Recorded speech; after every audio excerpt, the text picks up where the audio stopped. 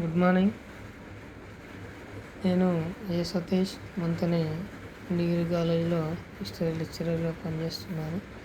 ఈరోజు మనం తెలుసుకోబోయే టాపిక్ ఏంటంటే తూర్పు చాళుక్య వంశంలోని రాజుల గురించి. అందులో గొప్ప చక్రవర్తి అయిన గుణగ విజయాదిత్యుడు అనే రాజు పాలన గురించి మనము తెలుసుకుందాము. గుణగ విజయాదిత్యుడు క్రీస్తు శకము 849 నుంచి 892 మధ్యకాలంలో వేంగి రాజ్యాన్ని పరిపాలించడం జరిగింది.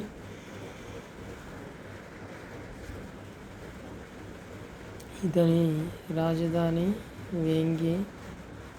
తూర్పు చాళుక్య రాజులలో గుణగ విజయాదిత్యుడు అగ్రగణ్యుడు కావచ్చును. ఇతను మహాపరాక్రమశాలి.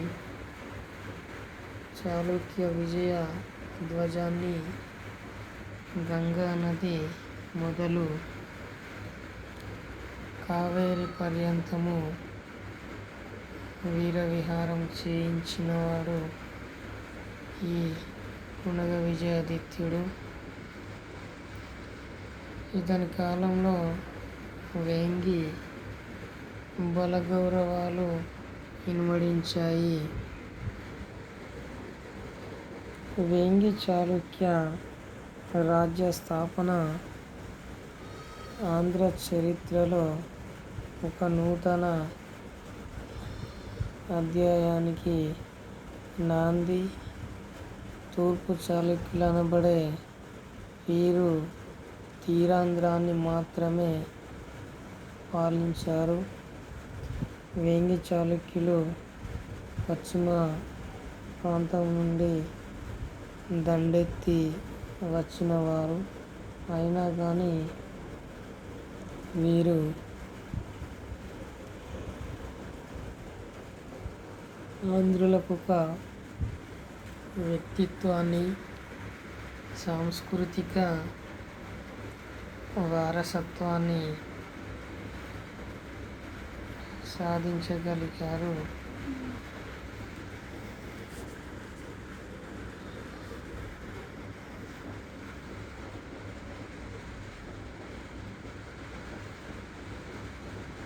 జన్మభూమి చాళుక్యానాం దేశో వేంగితి పశ్రుత అని చాటి ప్రజాక్షేమాన్ని కాంక్షించి పాలించారు.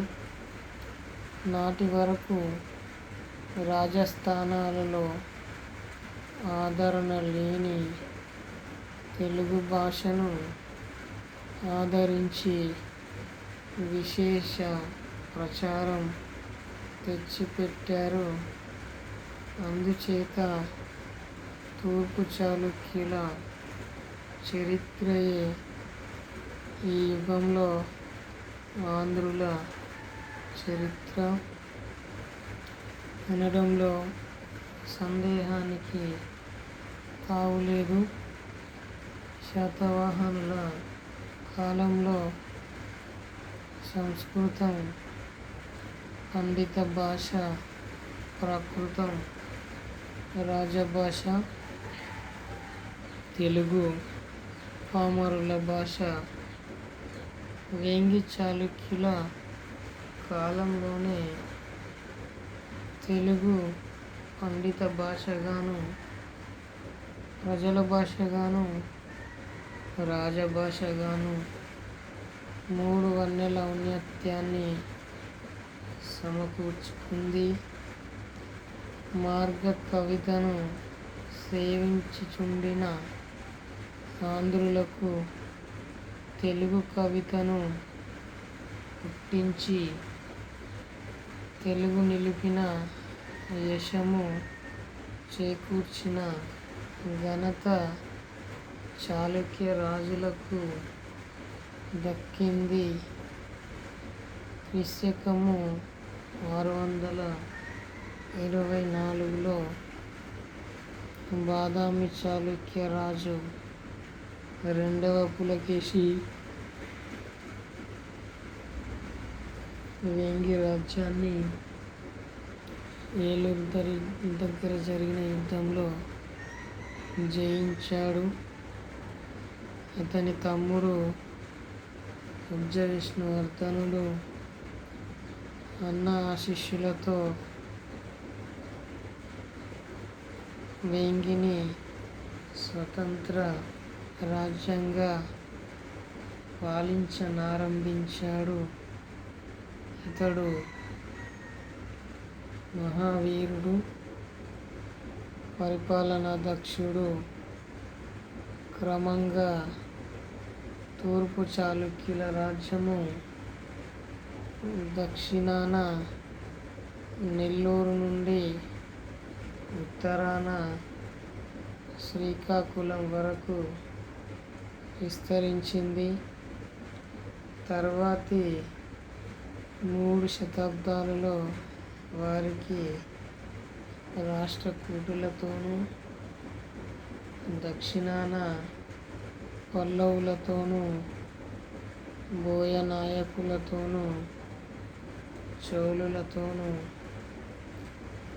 పారమారులతోనూ ఎడతెగని యుద్ధాలు జరిగాయి. ఒక దశలో పశ్చిమ చాళుక్య రాజు సత్తాశ్రేయుడు తిరిగి చాళుక్య దేశాన్ని ఒక పాలన కిందికి తీసుకొని రావాలని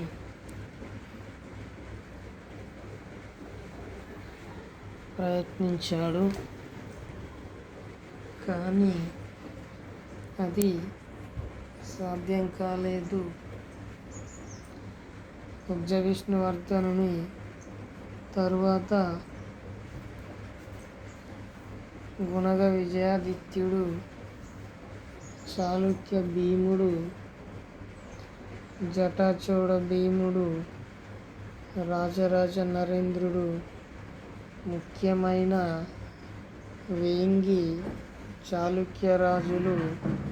అయితే అంతఃకలహాలు, రాష్ట్రకూటులతో యుద్ధాలు వేంగిని విపరీతమైన నష్టాలకు గురి చేశాయి. 772లో రాష్ట్రకూట ధ్రువుడు పంపిన సేనలు వేంగిపై దండెత్తి అప్పటి విష్ణువర్ధనుని ఓడించి సామంతునిగా చేసుకున్నాడు. దీనితో వేంగి ప్రతిష్ట తీవ్రంగా దెబ్బతింది. తర్వాత 12 సంవత్సరాలు వారి మధ్య ఎడతెరిపి లేకుండా పోరులు జరుగుతూనే ఉన్నాయి. 813లో చాళుక్య రాజు రెండవ విజయాదిత్యుడు రాష్ట్రకూటులను ఓడించి తిరిగి వేంగి సింహాసనాన్ని అధిష్ఠించాడు. వేంగి ప్రాభవాన్ని పునరుద్ధరించాడు. ఇతడు 108 యుద్ధాలు చేసి రాష్ట్రకూటులను ప్రాలదోలినట్టు శాసనాలు చెబుతున్నాయి. తరువాతి రాజులలో గుణగ విజయాదిత్యుడు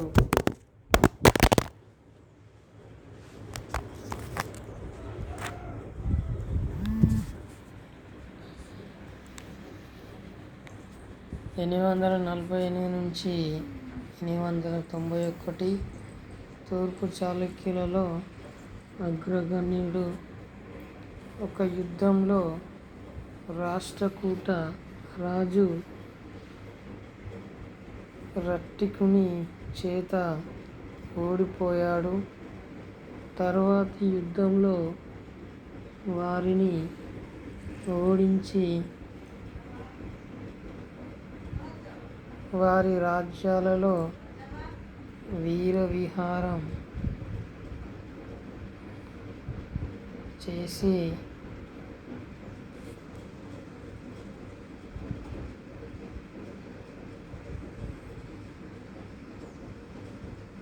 పాలన సాగించాడు.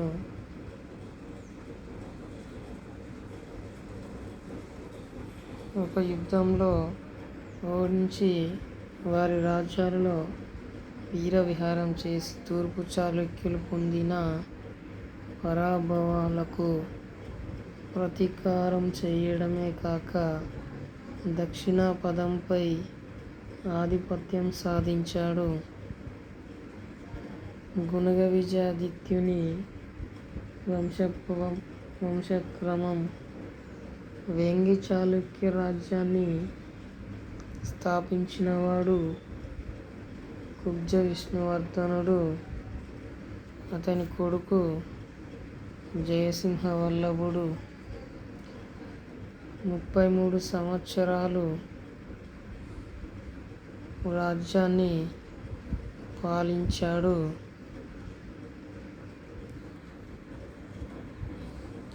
ఈ కుబ్జ విష్ణువర్ధనుడు బాదామి చాళుక్యరాజు రెండవ పులకేశి సోదరుడు. 624 సంవత్సరంలో పులకేశి వేంగి కళింగ రాజ్యములు జయించి తన సోదరుడైన కుబ్జ విష్ణువర్ధనుని వేంగిలో పట్టాభిషిక్తుని గావించాడు. ముందు తన అన్న పులకేశికి గవర్నర్గా వేంగిని పాలించిన కుబ్జ విష్ణువర్ధనుడు తరువాతి క్రమంలో స్వతంత్రాన్ని ప్రకటించుకొని తూర్పు చాళుక్య వంశానికి పునాది వేశాడు. తూర్పు చాళుక్యులు వేంగి రాజ్యాన్ని దాదాపు 5 శతాబ్దాలు పాలించారు. వీరు చోళులతో సన్నిహిత సంబంధాలు నెలకొల్పారు. తూర్పు చాళుక్య వంశమూలము రెండవ పులకేశి ఆంధ్రదేశాన్ని క్రీస్తుశకము 616లో విష్ణుకుండిన చివరి పాలకులను ఓడించి ఆక్రమించుకున్నాడు. ఈ ప్రాంతానికి తన సోదరుడైన కుబ్జ విష్ణువర్ధనుని గవర్నరుగా నియమించాడు. రెండవ పులకేశి మరణం తర్వాత వేంగి స్వతంత్ర రాజ్యంగా అవతరించింది. విష్ణువర్ధనుడు నెల్లూరు నుండి విశాఖపట్నం మధ్య గల ప్రాంతాన్ని పరిపాలించాడు. ఇతనికి విషమసిద్ధి అనే బిరుదు ఉంది. ఇతడు రెండవ పులకేశికి పల్లవరాజు మొదటి నరసింహవర్మకి మధ్య జరిగిన యుద్ధంలో పాల్గొన్నాడు. ఇతడు బహుశా క్రీస్తుశకము 641లో జరిగిన యుద్ధంలో మరణించాడు. ఇతని తరువాత కుమారుడైన మొదటి జయసింహ రాజయ్యాడు.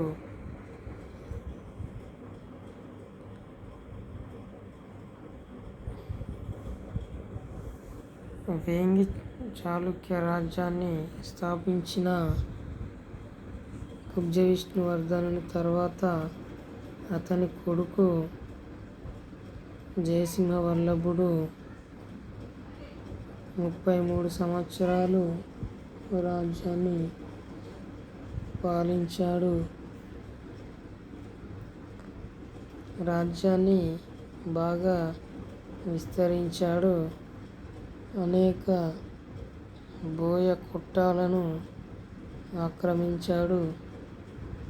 కృష్ణానది దక్షిణాన పల్లవులతో వైరుధ్యం ఈ కాలంలో ఆరంభమైంది.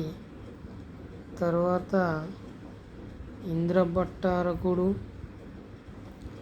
7 రోజులు మాత్రం రెండవ విష్ణువర్ధనుడు, అనంతరము మంగి యువరాజు పాలించారు. రెండవ జయసింహుడు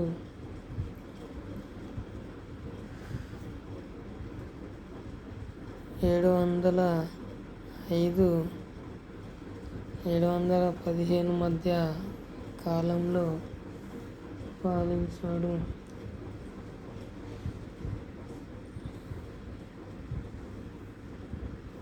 ఇతని మరణానంతరము వేంగిలో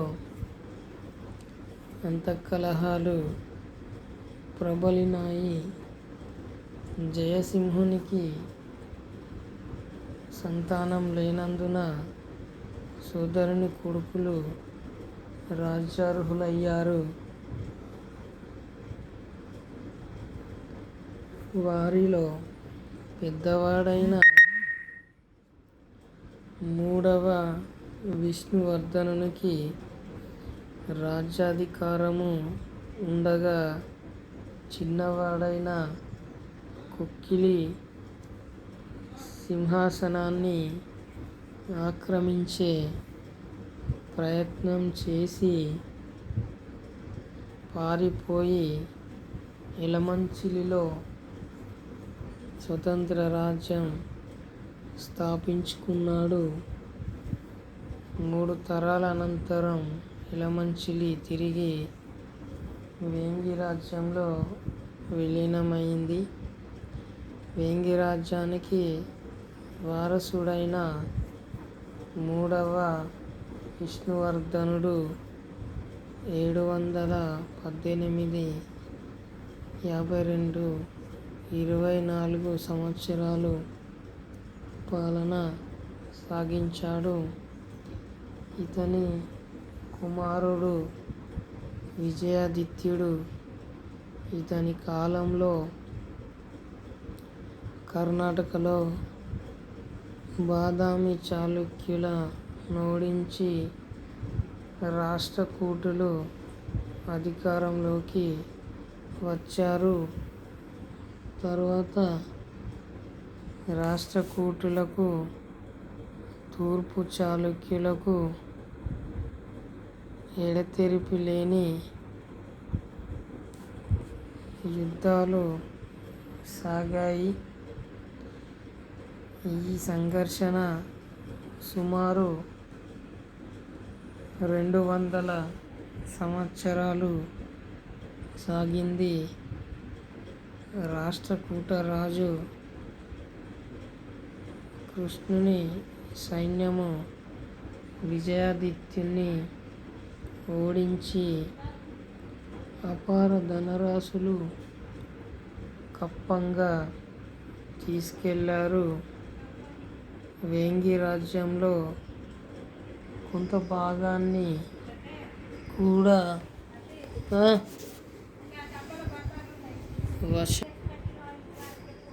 వశం చేసుకున్నాడు.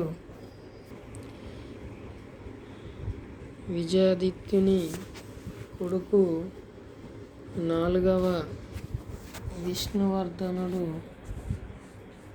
771-806 మధ్యలో కూడా రాష్ట్రకూటుల చేత పరాజితుడై కప్పం చెల్లించడమే కాక తన కుమార్తె శీలమహాదేవిని రాష్ట్రకూట రాజు ధ్రువునికి ఇచ్చి పెళ్లి చేశాడు. 4వ విష్ణువర్ధనుని మరణానంతరము అతని కుమారులు పెద్దవాడు 2వ విజయాదిత్యుడు, రెండవవాడు భీమసలుకి రాజ్యాధికారానికి కలహించుకున్నారు. రాష్ట్రకూటుల సహాయంతో భీమసలుకి రాజై రాష్ట్రకూటుల చెప్పు చేతల్లో ఉన్నాడు. వేంగి ప్రతిష్ట తీవ్రంగా దెబ్బతిన్నది. సింహాసనాన్ని కోల్పోయిన 2వ విజయాదిత్యుడు బెజవాడ స్థావరంగా 12 సంవత్సరాలు రాష్ట్రకూటులతోనూ భీమసలుకితోనూ పోరు సాగించాడు. 813లో సలుకిని పారద్రోలి వేంగి సింహాసనాన్ని ఆక్రమించాడు. అంతటితో ఆగక రాష్ట్రకూటులపై వీరవిహారము చేసి స్తంభపురిని ధ్వంసం చేశాడు. గుజరాత్ను పాలిస్తున్న రాష్ట్రకూట రాజు వేంగితో సంధి చేసుకుని తన కుమార్తె శీలమహాదేవిని విజయాదిత్యుని కుమార్తెకిచ్చి పెళ్లి చేశాడు. వేంగి ప్రతిష్ట కొంత పునరుద్ధరించబడింది. 2వ విజయాదిత్యుడు 108 యుద్ధాలు చేసి అందుకు గుర్తుగా 108 శివాలయాలు నిర్మించాడట. 2వ విజయాదిత్యుని అనంతరము అతని కుమారుడు 5వ విష్ణువర్ధనుడు 1 సంవత్సరం మాత్రము పాలించాడు. ఇతడు కలివిష్ణువు లేదా కలివిష్ణువర్ధనుడు అన్న పేరుతో ప్రసిద్ధుడయ్యాడు. కలివిష్ణువు కుమారుడు 3వ విజయాదిత్యుడు. ఇతనినే గుణగ విజయాదిత్యుడు అని వ్యవహరిస్తారు. గుణకనెల్ల అనే బిరుదు కలదు, అనగా గుణాలచే అందమైనవాడు అని అర్థము. ఇతడు తూర్పు చాళుక్యులలో అగ్రగణ్యుడు. గుణగ విజయాదిత్యుని రాజ్యము. గుణగ విజయాదిత్యుని 9 శాసనాలు లభించాయి. రాష్ట్రకూటుల శాసనాల వల్ల కూడా ఇతని చరిత్ర కొంత తెలుస్తున్నది. ఇతని పాలనా కాలము యుద్ధాలతో, దండయాత్రలతో గడిచింది. ఇతని యుద్ధాలలో యుద్ధ తంత్రజ్ఞులు, చతుర్విధోపాయ చతురులు, ప్రభుభక్తి పరాయణులు అయిన 4 బ్రాహ్మణ సేనానులు తోడ్పడినట్లు తెలుస్తున్నది. వారు కడియరాజు, అతని కొడుకు పాండురంగడు, వినయడి శర్మ, రాజాదిత్యుడు. వీరిలో పాండురంగడు దక్షిణాన పల్లవులకు తోడ్పడుతున్న బోయలను ఓడించి నెల్లూరును ధ్వంసం చేసి 12 బోయ కొట్టాలను ఆక్రమించాడు. కొట్టములు నశించడంతో బోయలు వ్యవసాయ, వాణిజ్య వృత్తులలో స్థిరపడి శెట్టి, రెడ్డి, నాయుడు, కమ్మ కులాలలో విలీనమయ్యారు. గుణగుని కాలంలో 2 ప్రధాన ఘట్టాలున్నాయి. మొదటి ఘట్టంలో అతడు రాష్ట్రకూటుల చేత పరాజితుడై అమోఘవర్షుని ఆజ్ఞను శిరసావహించవలసి వచ్చింది. రెండవ ఘట్టంలో విజయాదిత్యుడి సైన్యము పాండురంగని నాయకత్వంలో రాష్ట్రకూట రాజు 2వ కృష్ణుడు, అతని బావమరిది సంకిలెల ఉమ్మడి సైన్యాన్ని జయించి వారల రాజ్యాలలో వీరవిహారం చేసి తూర్పు చాళుక్యులు పొందిన పరాభవాలకు ప్రతీకారం చేయడమే కాక దక్షిణ పదంలో అత్యున్నత స్థానాన్ని సంపాదించి పెట్టాడు. ఈ విధంగా పాండురంగడు గుణగ విజయాదిత్యుని యొక్క సైన్యానికి నాయకత్వము వహించి అనేక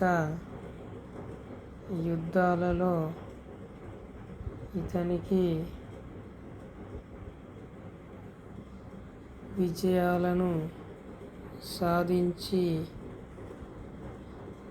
పెట్టాడు.